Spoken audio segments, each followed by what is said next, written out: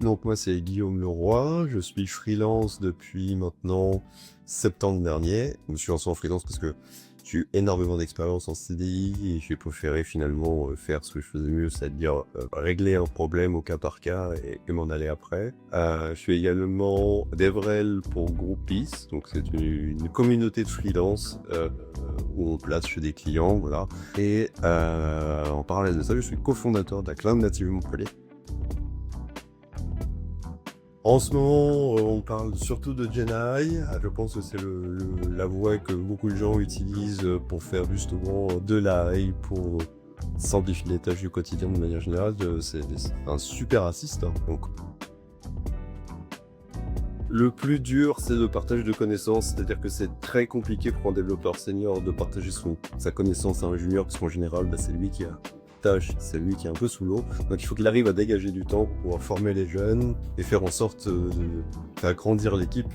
Et il faut en fait finalement qu'il apprenne à un peu relâcher le dev et commencer à plus à accompagner qu'à développer réellement. Je donne des cours à Polytech, donc j'ai un peu l'habitude de donner des conseils aux jeunes, et voilà, à chaque fois c'est toujours les mêmes. Et ben il faut savoir s'auto-former d'une manière générale. Il y a besoin de savoir faire des recherches. On les forme à quelque chose qui n'est pas la réalité. C'est différent quand on arrive dans le monde du travail.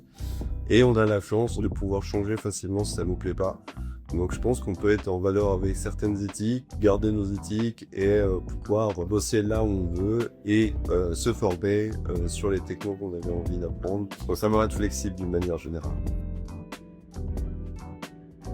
Ouais, j'ai bossé pour une boîte qui a été fondée à San Francisco par des Français. C'était une super expérience. Alors, bosser pour une boîte américaine, c'est assez différent qu'en France. Ça arrivait régulièrement de voir disparaître des équipes du jour au lendemain et d'autres équipes qui arrivent. Et après, ce qui est bien, c'est que la mentalité est assez différente. C'est-à-dire qu'on va essayer toujours d'être hyper encourageant. Ça peut être un peu perturbant. Et c'est tout de suite les grands mots, les grandes mesures.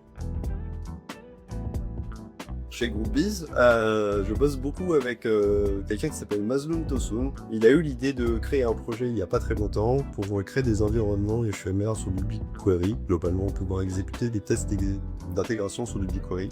Et ben il y a Google qui nous a vus parce qu'ils étaient intéressés par notre projet et voulaient savoir comment on pouvait bosser ensemble. Donc là, on va pas tarder à sortir la première version et faire vraiment la communication autour de ça. Et puis on espère très fort de pouvoir bosser avec Google main dans la main.